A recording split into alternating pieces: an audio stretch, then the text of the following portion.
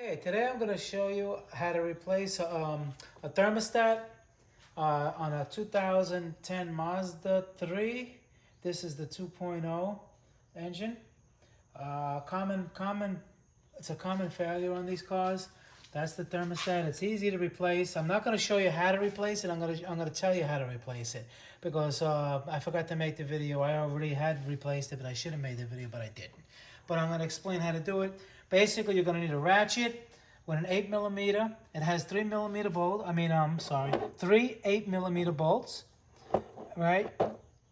8mm bolts. You're going to need basically a ratchet, an extension, maybe a 3-inch extension, and a pair of pliers. Take off the hose. Okay, common problems with this car was the bottom radiator hose on this side, the thick hose right here, this thick hose was not, when the car was warming up, was not getting hot. And of course, it wasn't circulating through the radiator. The radiator was staying cold. All right, the other side was getting hot, but it was not circulating, and the car would overheat. Okay, and that's basically what happened with this vehicle. Is it had a failed thermostat. It doesn't have a cooling gauge. It only has a cooling light, and I guess the original owner didn't catch it in time, and it cost them the car. Okay, so that's exactly what failed, because when I did the head gasket, and I have that in the video, how to diagnose a head gasket that's blown. I have that video.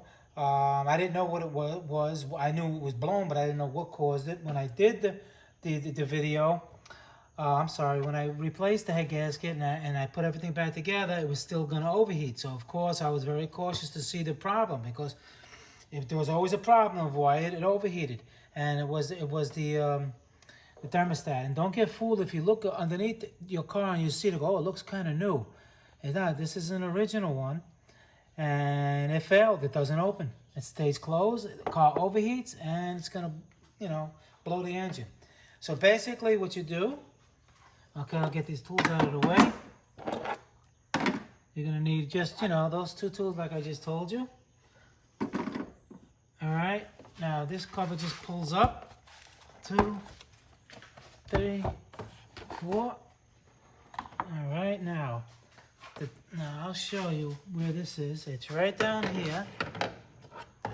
It's really not that hard to get to. It's here. Let me get it better. You can see it like that. Okay. Basically, it's in the engine. It's in the engine like this. All right, and it's right here. You see this hose? This hose connects to the big one. The other hose is a smaller one, and it's right there. And basically, what you do, you get your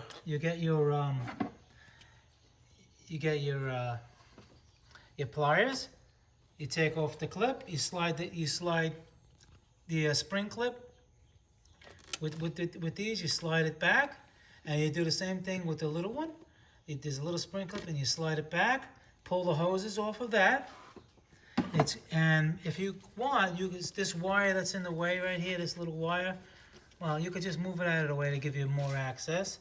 And then you use your 8mm socket.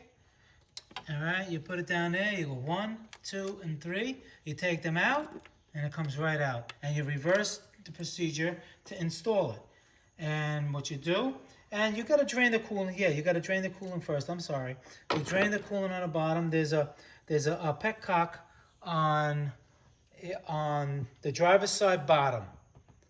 The driver's side bottom, there'll be a petcock. You unscrew the big Phillips head or a regular screwdriver, and you drain the coolant out first. Then you take the 2 clamps. Then you take the 2 clamps off, the big one, and then the little one, and then the 8mm bolts, 3 of them. 1, 2, and 3. Take it out. Put the new one on. And once you're done, because there's a gasket here, a built-in gasket. The new one should come with a gasket. I'll put a link of the part. All right. And you just put it in. You fill it up with coolant again through the overflow tank that's right there. You fill it up to the maximum line, which is over here.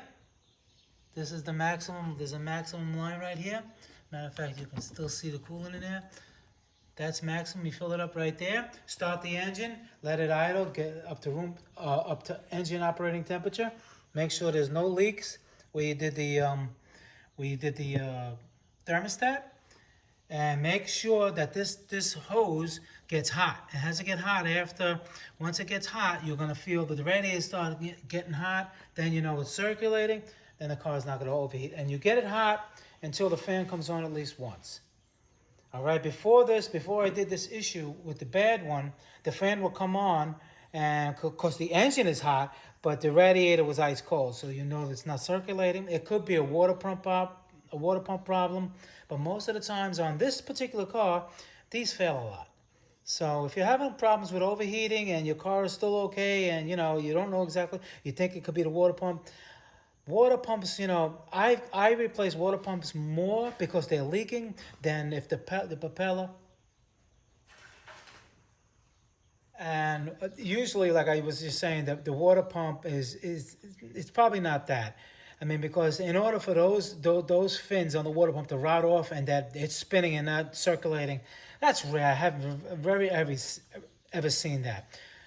If it ain't the thermostat, number two, it could be the radiator. The radiator, you know, is the second thing that I would think most likely, and then the water pump would be third, you know, on this particular model.